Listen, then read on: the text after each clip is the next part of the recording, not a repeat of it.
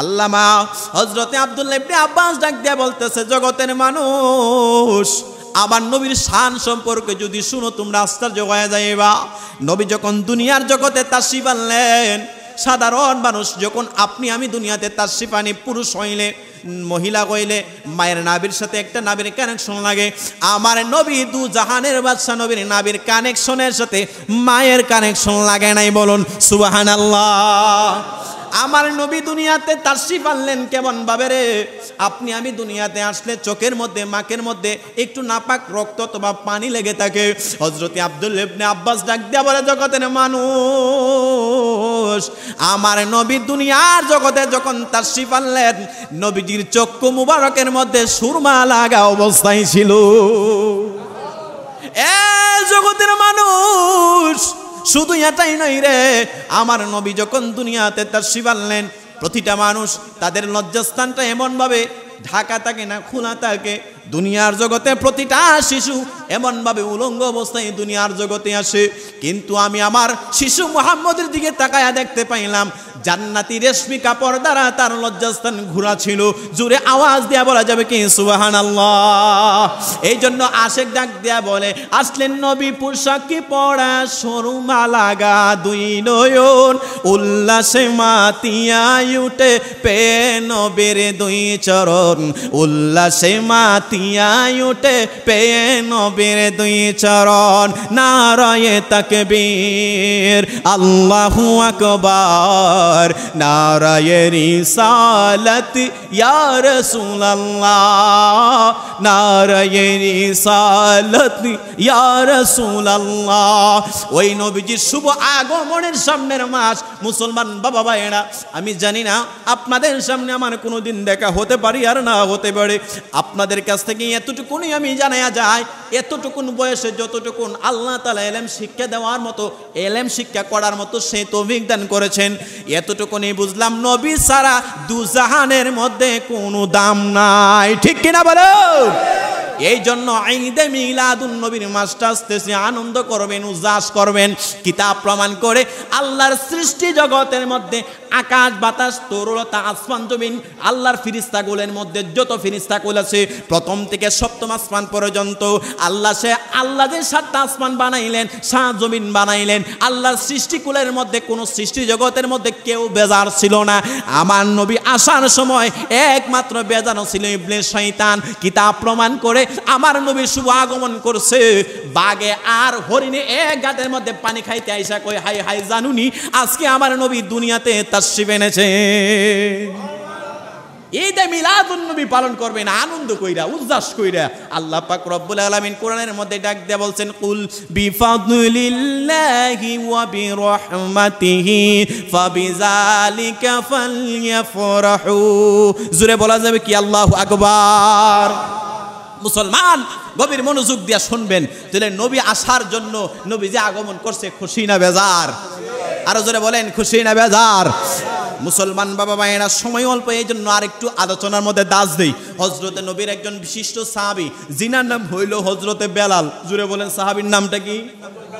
আরো জোরে বলেন, নাম কি? হযরতে বেলাল রাদিয়াল্লাহু তাআলা আনহু। তিনার বাড়ি কিন্তু মক্কায় নয়, তিনার বাড়ি মদিনায় নয়, তিনার বাড়ি সিরিয়ার মধ্যে নয়, তিনার বাড়ি সেই কালো আফ্রিকার জঙ্গলের মানুষ হযরতে বেলাল। উমাইয়ার বাড়িতে তিনি কাজ করতেন, উমাইয়ার বাড়িতে তিনি কাজকর্ম করতেন, দাসী হিসাবে দেখতেন। হযরতে বেলাল তিনি একদিন নবীর নাম মুবারক শোনার পরে মুহাম্মদ মুহাম্মদ বইলা পাগল হয়ে গেছে। হযরতে বেলাল রাদিয়াল্লাহু তাআলা আনহু নবীজির নাম শোনার পরে যেই মাত্র পাগল হয়ে গেল। এলাকার মধ্যে একটা আলোচনা সমালোচনা হয়ে গেল। উমাইয়ার বাড়িতে গরু অথবা বকরি চড়াইতেন হযরতে বেলাল। তিনি যখন দিনের বেলা বকরি চড়াই মরুভূমির মধ্যে, প্রায় 40-45-50 ডিগ্রি তাপের এই মরুভূমির মধ্যে তিনি এইভাবে বকরি চড়াইতেন। আর জবানে জবানে শুধু ইয়া রাসূলুল্লাহ রাসূলুল্লাহ ইয়া রাসূলুল্লাহ বইলা স্লোগান মারতেন। হযরতে বেলালের এই ইয়া রাসূলুল্লাহ স্লোগান শোনার পরে উমাইয়ার কানের মধ্যে গেল, হায় হায় হায়, আমি উমাইয়ার চাকর হযরতে বেলাল কিভাবে মুহাম্মদের নাম জপে। এই কথা যেই মাত্র শুনলেন বেলালকে ডাক দেওয়া হইল, হে বেলাল, সাবধান করে দিলাম, আমার বাড়িতে চাকরি করো, তুমি আমার চাকর বেলাল, তুমি মুহাম্মদের নাম নিতে পারবে না। মুহাম্মদ আমাদের বাপ দাদা ধর্ম সুনকানি লাগাইছে। এ বেলাল, সাবধান করে দিলাম, মুহাম্মদের নাম মুখের মধ্যে নিবা না। প্রথম থেকে এইভাবে যখন সালিশ করলেন, হযরতে বেলাল কোনো কিছু বললেন না। রাত্র যত গভীর হয় নবীর প্রেম ভালোবাসা তত বাইরা যায়। হযরতে বেলাল রাত্র গভীর হয় শুধু ইয়া রাসূলুল্লাহ ইয়া রাসূলুল্লাহ বইলা চিৎকার মারে। আবার দিনের বেলা এই উমাইয়ার কাছে খবর চলে গেল বেলাল তো ইয়া রাসূলুল্লাহ মুহাম্মদের তাসবিহ জপে। এমন ভাবে ডাকাইলো, এ বেলাল, সাবধান করে দিলাম, তুমি মুহাম্মদের কালিমা ছেড়ে দাও, মুহাম্মদের ধর্ম ছেড়ে দাও। বেলাল কয়, জীবন চলে যাবে এরপরও আমি ওই নবীজির কালিমা কোনোদিন ভুলতে পারবো না। বলুন সুবহানাল্লাহ। এরপরে থেকে আনন্দ, যার ভিতরে আনন্দ ছিল, এটা আস্তে আস্তে করে মাটি হয়ে যাচ্ছে। বেলালের আলোচনা টানার একটা মাত্র কারণ, নবীর প্রেম ভালোবাসা থাকলে চেহারার দরকার হয় না, নবীর প্রেম ভালোবাসা থাকলে এই সৌন্দর্যের দরকার হয় না, আভিজাত্যের দরকার হয় না। হাবশি কালো বেলাল নবীকে ভালোবাসার কারণে জান্নাতে তার পায়ের আওয়াজ শোনা যাইছে। বলুন সুবহানাল্লাহ। মুসলমান বাবা ভাইয়েরা, এই বেলালকে ওই দিন থেকে অত্যাচার শুরু করে দিয়েছে। তার কিন্তু খানার জন্য অত্যাচার না, তার টাকা পয়সা চুরির জন্য অত্যাচার না, নবীকে ভালোবাসার জন্য অত্যাচার।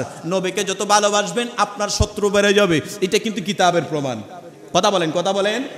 নবীকে ভালোবাসবেন আপনার অত্যাচার বেড়ে যাবে, আপনাকে অনেক মানুষ ধিক্কার জানাবে। হযরত বেলাল তার প্রমাণ। এভাবে দিন যাচ্ছে। হঠাৎ করে এই উমাইয়া তার যে চক্রিগুলা চড়াইতো, বকরিগুলা চড়াইতো, একদিন বেলালকে এমনভাবে চাপা মারলো, বড় বড় পাথর তার বুকের মধ্যে চাপা দিচ্ছে।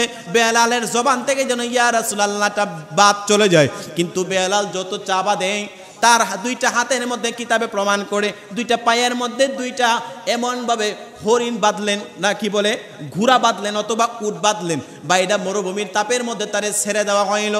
বড় বড় পাথর দিয়া চাপা মারে। বেলাল শুধু ইয়া রাসূলুল্লাহ বইলা কান্না করে।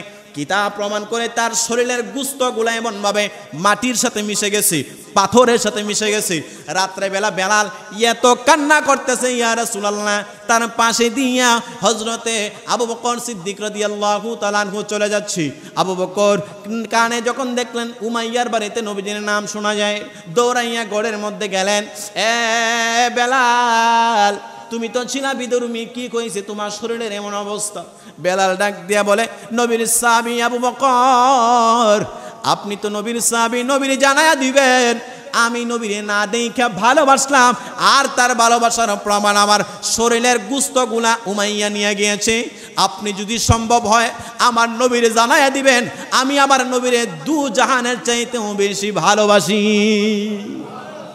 হযরত আবু বকর দৌড়াইয়া নবীর দরবারে গেলেন। ইয়া রাসূলুল্লাহ, ইয়া হাবিবাল্লাহ, আপনার বেলালকে এমন ভাবে নির্যাতন করে।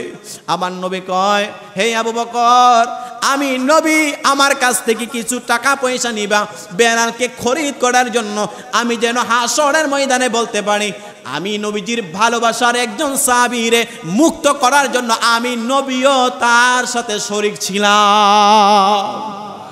আমার নবী পর্যন্ত বেলালকে মুক্ত করার জন্য একমাত্র উদ্দেশ্য ছিল বেলাল হচ্ছে নবীর আশিক।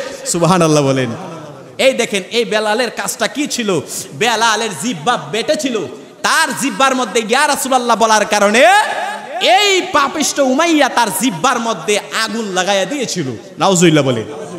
তার একটা মাত্র অপরাধ ইয়া রাসূলুল্লাহ, ইয়া রাসূলুল্লাহ, ইয়া রাসূলুল্লাহ বলা একমাত্র কারণে জিহ্বার মধ্যে আগুন নয়, লোহার পেরেক গরম কইরা তার জিহ্বার মধ্যে লাগাইয়া দিয়েছিল। নাউজুবিল্লাহ বলেন। এই বেলাল কত সম্মানিত হয়ে গেছে। নবীজির সাহাবী হযরতে বেলাল, তিনাকে দায়িত্ব দেওয়া হইল, তিনি আজান দিচ্ছেন। বেলালের মতো কিতাব প্রমাণ করে ইতিহাসের শ্রেষ্ঠ মুয়াজ্জিনের নাম হচ্ছে বেলাল। সুবহানাল্লাহ বলেন। এই বেলাল তার জিহ্বা বেটে নবীজির সাহাবায়ে কেরাম বেলালে আজান দিলে মনে হইতো আরশ আজিম থেকে রহমত ঢেলে দেওয়া হয়। সুবহানাল্লাহ। এ বেলাল যখন আজান দিতেন এমন ভাবে নবীজির ইমামতিতে নামাজ হয়, কত বড় চমৎকার নামাজ। বেলালে আজান দেয় আর নবী নামাজ পড়ে, সাহাবায়ে কেরাম হয় মুসল্লি। সুবহানাল্লাহ। এত বড় একটা জামাত, এমন জামাত আল্লাহর জগতে আর আছে না। এই জন্য একজন আশেক বলে, জন্ম আমার নবীর যুগে হলে কেমন হতো, জন্ম আমার নবীর যুগে হলে কেমন হতো, দুনয়নের রাসূল পাক দেখিলে কেমন হতো, জন্ম আমার নবীর যুগে হলে কেমন হতো। হায় হায় হায়। আসিত ভেসে হযরতে বেলালের মধুর আযান, সেই আযানে মুগ্ধ হতেন রহিম রহমান, দয়াল নবীর পিছে নামাজ পড়লে কেমন হতো, জন্ম আমার নবীর যুগে হলে কেমন হতো। জোরে বলুন আল্লাহু আকবার।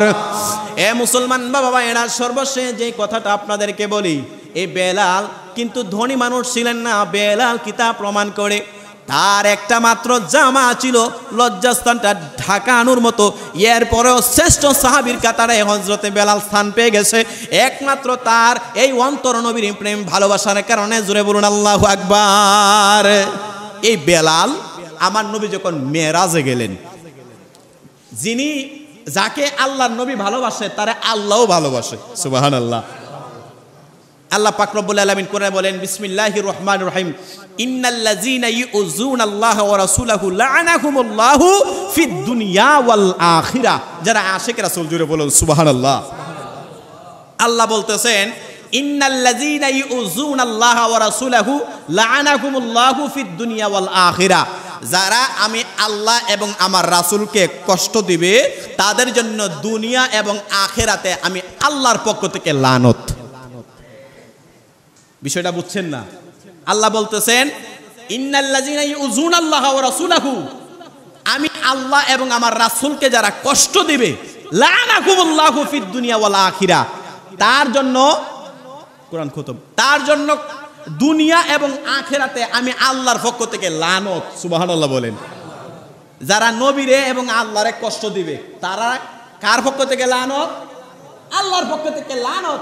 তাহলে নবীরে ভালোবাসলে কি হয়?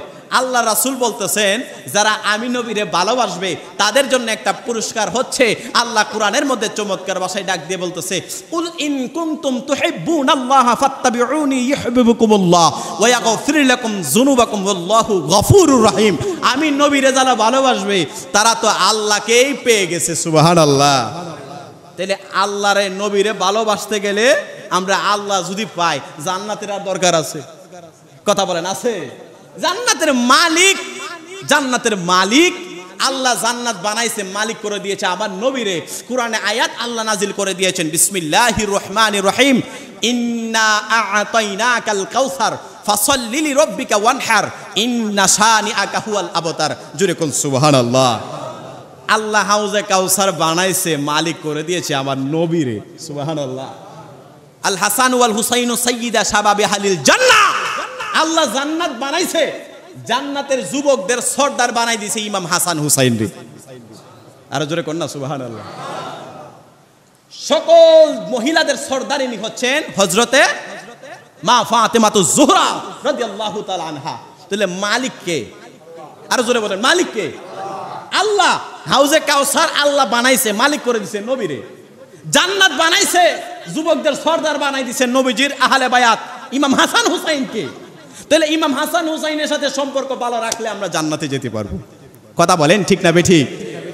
এই জন্য মুসলমান, এই শেষ কথাটা আল্লাহ পাক রব্বুল আলামিন কোরআনে বলতেছেন, সুবহানাল্লাযী আসরা বিআবদিহি লাইলাম মিনাল মাসজিদিল হারাম।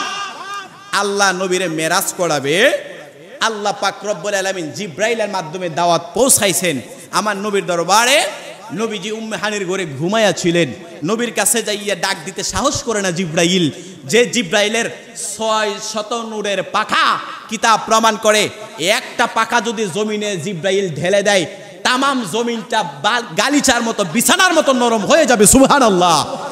এই জিব্রাইল আইসা নবীজির কদমে দেখে আমার নবী উম্মে হানির ঘরে ঘুমায়। নবীকে ডাক দিলে জিব্রাইল মনে করে বেয়াদবি হয়ে যায়। জিব্রাইল নবীজির সামনে যায়, বামে যায়, পেছনে যায়, সামনে যায়। কি করব, আল্লাহ দাওয়াত করেছেন সুবহানাল্লাযী আসরা বিআবদিহি লাইলাম মিনাল মাসজিদিল হারাম, মসজিদে আকসা থেকে আমার নবী মেরাজে রওনা করবেন। আমার নবী সেখানের মধ্যে ইমামতি করবেন। আমার নবীজির দাওয়াত লইয়া জিব্রাইল নবীজির কদমে চিন্তা করলেন, আমি জিব্রাইল 600 নূরের পাখা যদিও জিব্রাইল, কিন্তু আমি জিব্রাইলের সকল ক্ষমতা এই নবীর কাছে শেষ। কারণ এই নবীরও যদি না বানাইতো আমি জিব্রাইলকেও আমার আল্লাহ বানাইতো না। আমার নবী ডাক দিয়া বলেন, কুনতু নাবিয়্যা ওয়া আদামু বাইনা রূহি ওয়াল জাসাদ। আমার নবী বলেন, আদম আলাইহিস সালাম যখন মাটি পানির মধ্যে ছিল না তখনও আমি নবী ছিলাম। সুবহানাল্লাহ। এ মুসলমান বাবা ভাইরা, জিব্রাইল সাহস না কইরা আমার নবীজির কদম মোবারকে তার জিহ্বা লাগাইয়া দিয়েছে।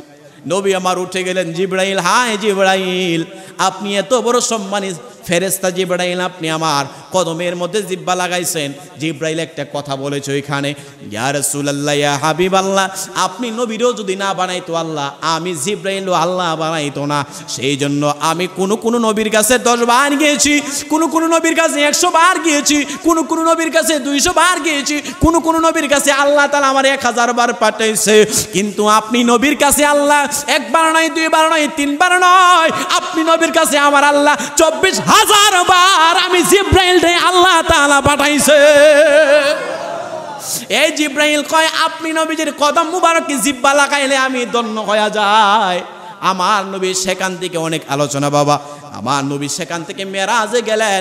মেরাজে জান্নাত জাহান্নাম হযরত জিব্রাইল আলাইহিস সালামকে নিয়ে ভ্রমণ করাইলেন।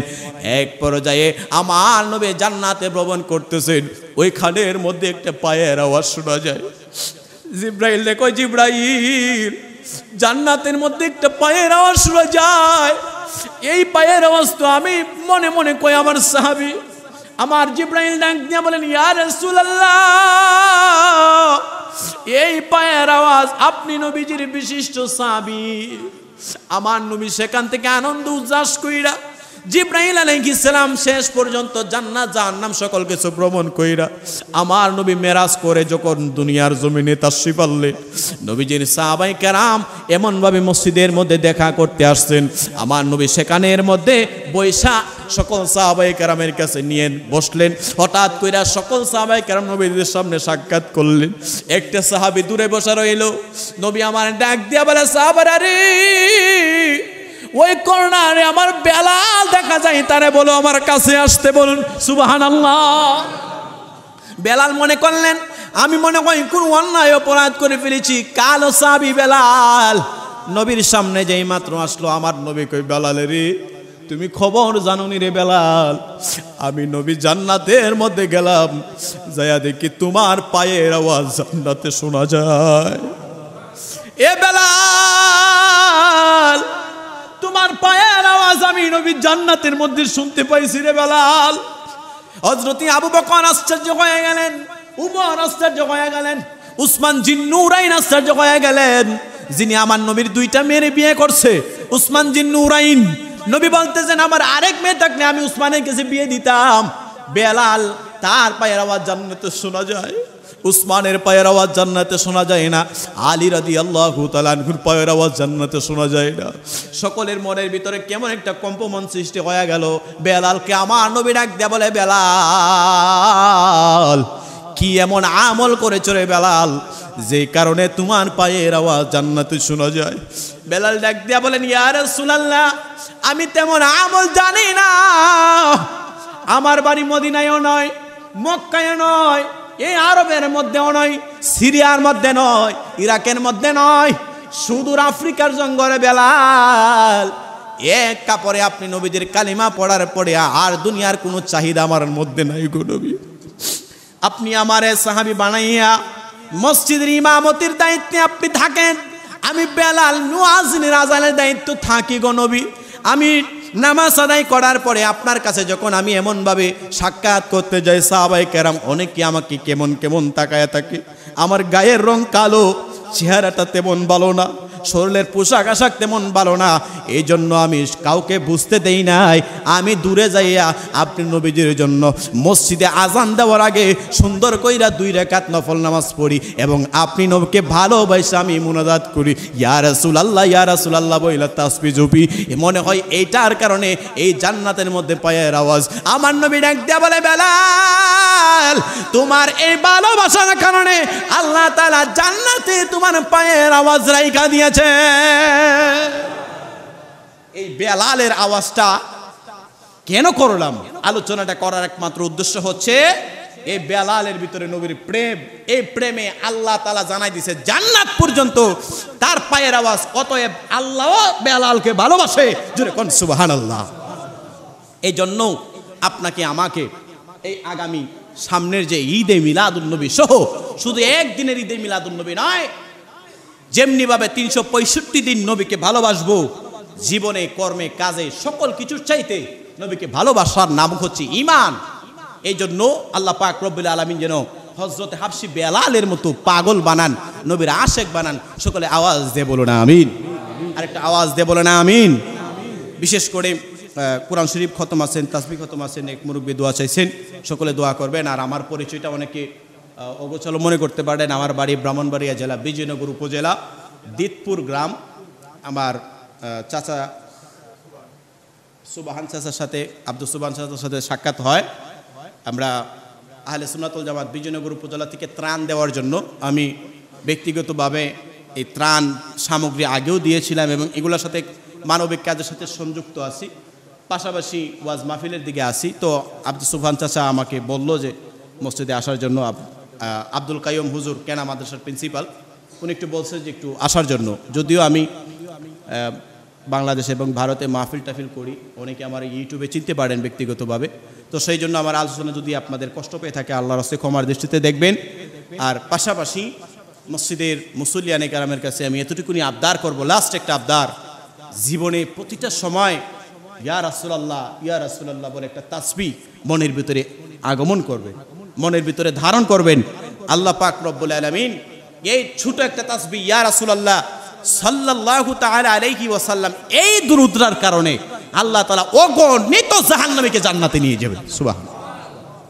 শুধু একটা দুরূদ শরীফ সাল্লাল্লাহু আলাইহি ওয়াসাল্লাম একটা দুরূদ পড়বেন, দিনে অন্তত 500 বার না হোক, 100 বার না হোক, 50 বার না হোক, দিনে অন্তত 20 বার হলেও একটা দুরূদ পড়বেন।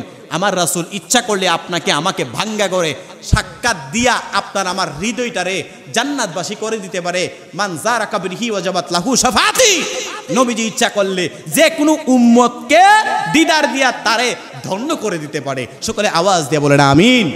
ওয়া মা আরসালনাকা ইল্লা রাহমাতাল লিল আলামিন।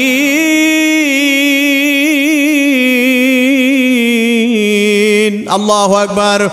আল্লাহ পাক রব্বুল আলামিন বলেন ওয়া মা আরসালনাকা, আমি আল্লাহ ইরসাল করে নাই, পার্সেল করে নাই, ইল্লা তবে প্রেরণ করেছি রাহমাতুল লিল আলামিন, তামাম জগতের জন্য আপনার আমার নবীকে আমার আল্লাহ রহমত হিসেবে বানাইছে। বলুন সুবহানাল্লাহ। এ মুসলমান বাবা ভাইরা, আল্লাহ যেহেতু আপনার আমার নবীকে রহমত হিসেবে বানাইছে, ওই রহমতের নবীকে পাইয়া কি করতে হবে? আনন্দ উল্লাস করতে হবে। মুসলমান বাবা ভাইরা, এই আমার বন্ধুরা, আমার নবীকে পাইয়া সাহাবায়ে কেরাম আনন্দ করেছেন। আসমানের জমিনের সকল সৃষ্টি জগৎ আল্লাহ তাআলার দরবারে আনন্দ উল্লাস করেছে। বন্ধুরে আমার, ওই নবীকে পাইয়া কেমন আনন্দ উল্লাস করেছে? বন্ধুরে আমার, রহমাতুল লিল আলামিন নবী যখন দুনিয়ার মধ্যে তাশরিফ আনেন, ওই দুনিয়া দুনিয়াতে তাশরিফ আনার সময় হযরতে মা আমেনা রাদিয়াল্লাহু তাআলা আনহা কিতাবটুকুন লিখেছেন আল্লামা এম এ জলিল শাহ রাহমাতুল্লাহি আলাইহি। তিনি তিনার নূর নবী কিতাবের মধ্যে উল্লেখ করেন, আমার নবী যেদিন দুনিয়ার মধ্যে তাশরিফ আনেন, মা আমেনা বলতেছে আমি তাকায়া দেখতে পাইলাম আসমানটা খোলা চাঁদের মতো খুইলা গেছে। আসমানটা খোলা চাঁদের মতো খুইলা আমি দেখতে পাইলাম জান্নাতি মহিলারা বলতেছে রহমাতুল লিল আলামিন নবী তাশরিফ এনেছেন। যেই নবীজির কারণে আল্লাহ তামাম জগৎ বানাইছে। মা আমেনা বলতেছেন আমি আশ্চর্য ব্যাপার, অন্যান্য মহিলাদের গর্ভে সন্তান আসলে পেটটা উঁচু হয়, কিন্তু আমি মা আমেনার গর্ভে সন্তান আসলো পেট তো উঁচু হয় নাই। মা আমেনা বলতেছেন জগতের মানুষেরা শুনো রে শুনো, আমি তাকায়া দেখলাম আমার মায়ের গর্ভে আমার গর্ভে রহমাতুল লিল আলামিন নবী তাশরিফ আনছে। জান্নাত থেকে হাওয়া আলাইহিস সালাম সুস্বাগতম দিতেছে। এ মা আমেনা খবর জানুনি, এই জগতের মধ্যে রহমাতুল লিল আলামিন নবী তাশরিফ এনেছে। কিছুক্ষণ পরে হযরতে আসিয়া আলাইহিস সালাম জান্নাত থেকে একটা হাওয়া নিয়ে আসলো, একটা সংবাদ নিয়ে আসলো, আমেনা রে জানুনি রে আমেনা, তামাম সৃষ্টি জগতের মধ্যে যদি কোনো দামি মহিলা থাকে ওই দামি মহিলাটার নাম হইল তুমি আমেনা। আমেনা বলতেছে এই দামি হওয়ার কারণটা জানতে চাই। এই দামি হওয়ার একটা মাত্র কারণ তোমার গর্ভে রহমাতুল লিল আলামিন নবী তাশরিফ আনবে। ওই নবীর কারণে আল্লাহ তামাম জগৎটা সুন্দর করে বানাইছেন। এ মুসলমান বাবা ভাইরা, আল্লাহ পাক রব্বুল আলামিন কোরআনে সূরা ৩ এর মধ্যে বলেন বিসমিল্লাহির রহমানির রহিম লাকাদ খালাকনাল ইনসানা ফি আহসানি তাকওয়িম। জোরে বলুন আল্লাহু আকবার। আল্লাহ পাক রব্বুল আলামিন জানাচ্ছেন লাকাদ খালাকনাল ইনসানা ফি আহসানি তাকওয়িম, আমি আমার বান্দাদেরকে চমৎকার আকৃতি দিয়ে বানাইছি। সুবহানাল্লাহ বলেন। এ মুসলমান বাবা ভাইরা, আল্লাহর সৃষ্টি জগতের মধ্যে প্রায় 700 থেকে 800 কোটির মতো মানুষ আছে বর্তমান এই সমাজের বর্তমানে পৃথিবীর মধ্যে আছে। কম বেশি হতে পারে। এর মধ্যে একটা মানুষের সাথে আরেকটা মানুষের চেহারার মিল নাই, একটা মানুষের সাথে আরেকটা মানুষের গঠনের মিল নাই। আল্লাহ ডাক দিয়া বলেন আমি আল্লাহ লাকাদ খালাকনাল ইনসানা ফি আহসানি তাকওয়িম, আমি আল্লাহ মানুষকে চমৎকার আকৃতি দিয়ে বানাইছি। এই মানুষ বানানোর ক্ষেত্রে সকল কিছুর ক্ষেত্রে আমি আল্লাহ মানুষকে শ্রেষ্ঠত্ব দান করেছি, মানুষকে সুন্দর আকৃতি দান করেছে। কিতাব প্রমাণ করে সৃষ্টি জগতের মধ্যে যত সৃষ্টি আছে সবচাইতে নিখুঁত এবং সুন্দর যিনি আল্লাহ তাআলা সৃষ্টি করেছেন ওই সৃষ্টি হইল রহমাতুল লিল আলামিন। আমার নবীর মতো সৃষ্টি, আমার নবীর মতো সৌন্দর্য, আমার নবীর মতো গঠনগত আল্লাহ দ্বিতীয় আর কাউরে বানাইছে না। ওই নবীর নাম হচ্ছে রহমাতুল লিল আলামিন। এই জন্য আশেক ডাক দিয়া বলে রহমতে আলম নবী নূরে মুজাসসাম, সাহাবীরা আতর বানায় ওই নবীজির ঘাম, বলো না সাহাবীরা আতর বানায়। শোনো জানো মানো কেমন আমার নবীজি, যাহার প্রেমে চন্দ্র সূর্য তারকারাজি। ভাইজান আরো শুনবানি সুন্দর কাহিনী, আরো শুনবানি সুন্দর কাহিনী, জান্নাতের রুমে রুমে লেখা নবীর নাম, জান্নাতের রুমে রুমে নাম। বলুন রহমতে আলম নূরে মুজাসসাম, সাহাবীরা আতর বানাই ওই নবীজির।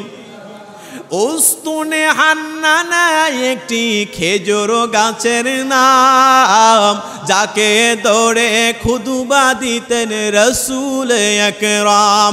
গাছটি নবীর বিরহে কাঁদিতে রহে, নবীর বিরহে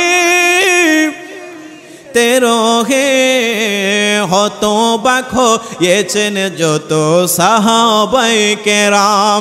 বলুন রহমতে আলম সাম সাহাবীরা আতর বানায় ওই নবীজির। এ মুসলমান বাবা ভাইয়েরা, সময় অল্প, একটু দেখেন নবীজির শান সম্পর্কে একটু আরেকটু আলোচনা করে।